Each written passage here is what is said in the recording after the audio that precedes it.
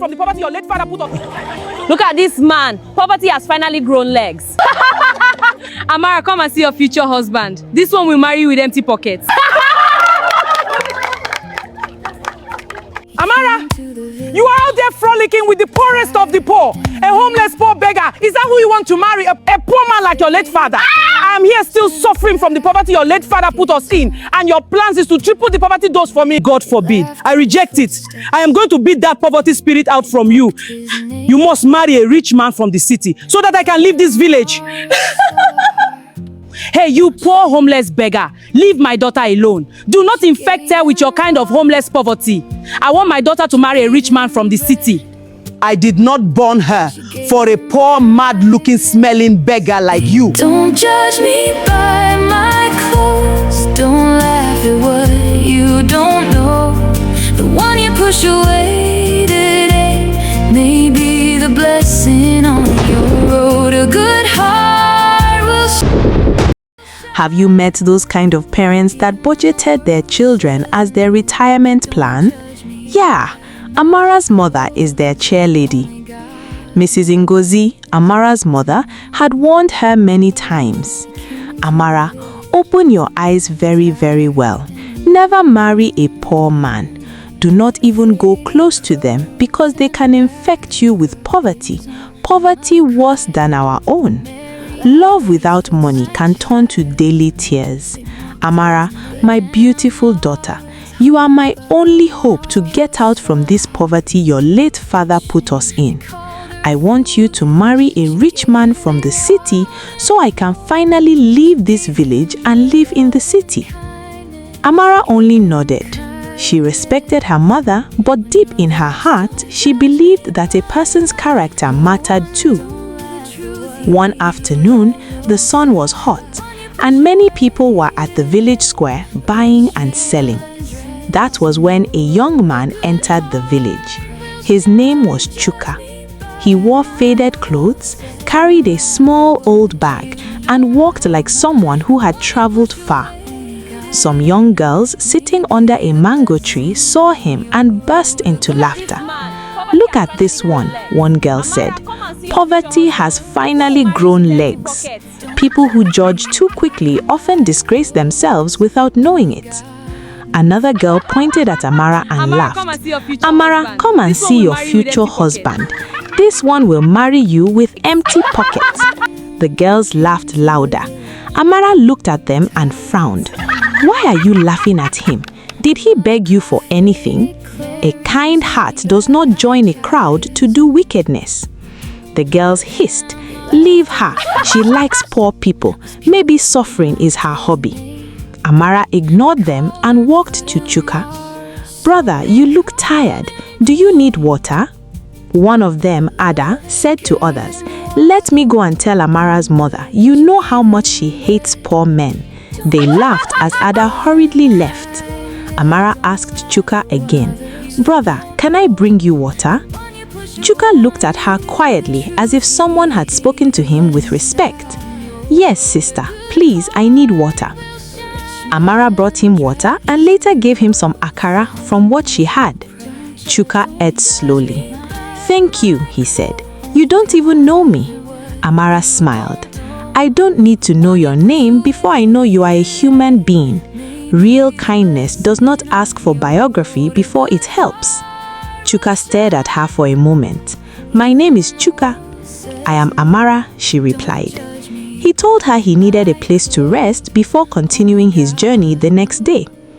Amara helped him speak to an old woman who had a small empty room behind her house. The room was not beautiful, but it was safe. When Amara's friends heard what she did, they laughed again. "Amara, you have started wife duty for a poor stranger."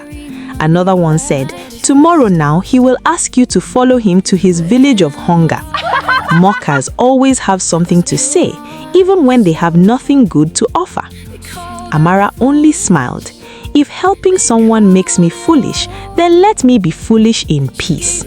Chuka heard everything as he accompanied Amara back to where her friends were, but he pretended not to care. That evening, he sat outside the small room and looked at the village. He had come for a reason, and already one girl had shown him a heart money could not buy. When Amara got home that day, Mrs. Ngozi was already outside waiting for her. You can tell from her face that she was very angry. Amara greeted her, "Mama, good evening." But Mrs. Ngozi answered, "What is good about this evening?" "Amara, I am asking you, what is good about this evening?" She started beating Amara, scolding her same time. "After all my advices and warnings to you, Amara, you still went out there frolicking with the poorest of the poor? I am here still suffering from the poverty your late father put me in, and your plans is to triple the poverty dose for me? No, I reject it. I am going to beat that poverty spirit out of you." Amara crying, "Mommy, please, it's not exactly true what Ada told you. Let me explain." But Mrs. Ngozi didn't listen to her. The next morning, Amara sneaked out of her house very early. She left with a small nylon bag to the hut Chuka spent the night. Inside it, she packed plate, roasted yam, and a little sauce for Chuka. "Take this," she said. "Eat now and take the rest on your journey, because you may get hungry on the road." Chuka looked at the food, then looked at her. "Amara, why are you this kind to me? Won't this get you into trouble?" She smiled gently. "Because life is hard already. We should not add more pain to people's pain. The world becomes softer when one person decides not to be cruel." As Chuka was eating, Amara's friends came passing. They were dressed nicely and carrying small baskets. One of them stopped and laughed. "Amara, we got information that you are here, so you are still feeding your poor prince?" Another one covered her nose dramatically. "Please don't let bad luck follow us. We are going to buy things for the festival." They laughed and walked away. Amara felt embarrassed, but she did not regret her kindness. Chuka watched her face. "Does their insult not pain you?" "It pains me," Amara said, "but I will not become wicked because people are laughing." Good people also feel pain. They only choose not to return evil for evil. Chuka's eyes softened. He wanted to tell her everything, but he waited. He held Amara's hand and said, "Amara, I will miss you when I leave." But immediately, Amara's mother showed up and slapped Chuka and started insulting him. "Hey, you poor homeless beggar, leave my daughter alone. Even though we are poor, we are still far better than you. I want my daughter to marry a rich man from the city. I did not born her for a poor, mad-looking beggar like you." She dragged Amara home while beating her, Chuka holding his cheek, watching them as they leave. Later that day, as Chuka prepared to leave, the sound of cars entered the village. Not just one car, 3 expensive cars, black, shiny, and powerful. People ran out from their houses. Market women stopped selling. Children stood and stared. They had never seen those kind of cars in their village before. Some followed the cars to know where it is going to.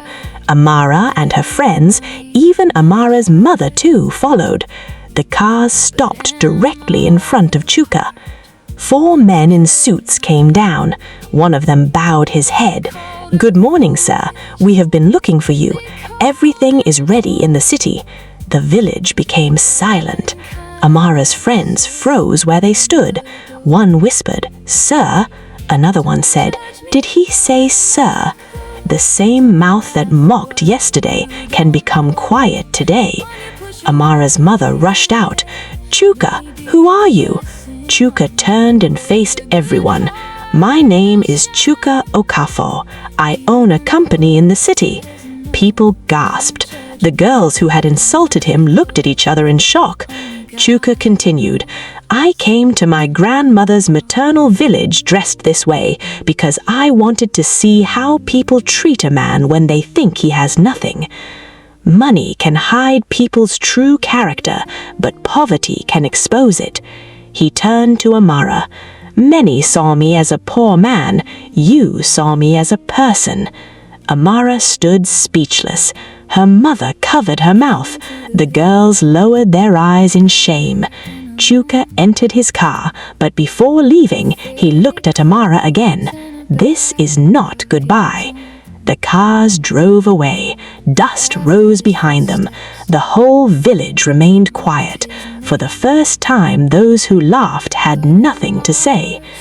Never use today's appearance to decide tomorrow's value. Few days later, Amara sat alone outside the hut, thinking about Chuka, remembering their encounter. It was obvious she misses him. At that point, her mother came around, looked at her for a while, and then said to her, "My daughter, Chuka will come back for you." Amaka looked up and smiled. 2 weeks later, Amara was helping her mother outside when the sound of cars returned. This time, the cars were more than before. 5 expensive cars entered the village. Behind them came men carrying gift boxes, baskets, bags, and wrapped items. People rushed out again. Amara's heart started beating fast. Her friends also came out, dressed beautifully, but their faces were full of confusion. "What is happening again?" one of them whispered. The cars stopped in front of Amara's house. Chuka stepped down, but this time he was not wearing faded clothes. He wore a rich outfit, shining shoes, and a calm smile. The whole village stared. When the truth finally dresses up, mockers become spectators. Chuka walked straight to Amara. Her mother stood beside her, shocked and nervous. "Amara," Chuka said softly, "I came back because I found what I was looking for." Amara could not speak. Chuka turned and signaled his men. They brought out beautiful wrappers, expensive shoes, gold jewelry, bags of rice, cartons of food items, perfumes, a brand new phone, and a big box filled with lovely gifts. People murmured. One of Amara's friends opened her mouth in shock. Another one's eyes became red with tears. Envy hurts most when someone you mocked becomes blessed in front of you. Chuka looked at Amara's mother. "Mama, I did not come to deceive your daughter. I came to honor her." Amara's mother quickly adjusted her wrapper. "My son, forgive me if I judged you wrongly." Chuka nodded respectfully. Then he turned to the villagers. "When I came here poor-looking, many laughed at me. Some called me poverty. Some said I was bad luck." Amara's friends bent their heads. But Amara gave me water. She gave me food. She gave me respect. She gave me kindness when she thought I had nothing to give back. The best heart is the one that gives when it does not expect reward. Then Chuka brought out a beautiful ring. The whole place went silent. He knelt down in front of Amara. Amara covered her mouth as tears filled her eyes. "Amara," Chuka said softly, "will you marry me? Not because I am rich, but because you loved the ordinary man before you knew the rich one." The village shouted in surprise. Her friends stared like they had seen a dream. One of them began to cry silently. Another wiped tears from her face, not tears of joy, but tears of pain and regret. Tears come from happiness, while some come from realizing you lost what pride pushed away.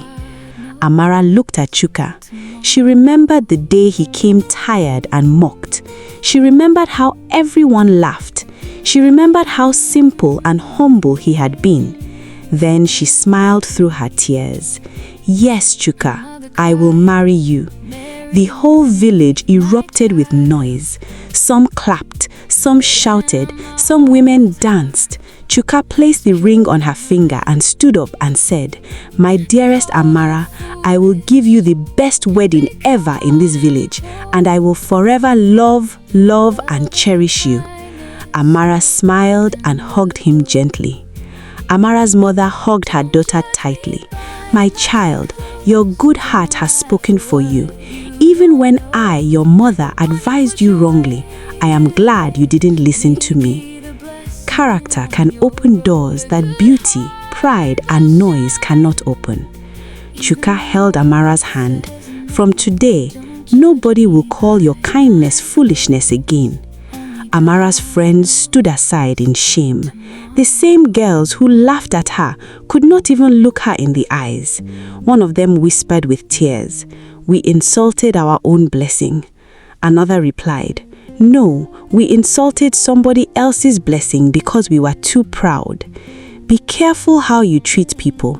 The person you reject today may be the answer you will need tomorrow. Chuka's men carried the gifts into Amara's house. The village women kept talking. Amara did not chase money, but money came looking for her. Amara smiled quietly. She had not helped Chuka because of wealth. She helped him because she had a good heart, and that good heart became her crown. Amy Stars, never mock people because of how they look today. Life can change clothes at any time. Tell me, do you support Chuka for giving Amara's mother? Meanwhile, where are you watching from? And thank you for watching. Please, you can support us by liking and sharing. Tell us what you think about this video and subscribe so you don't get to miss our amazing upcoming videos.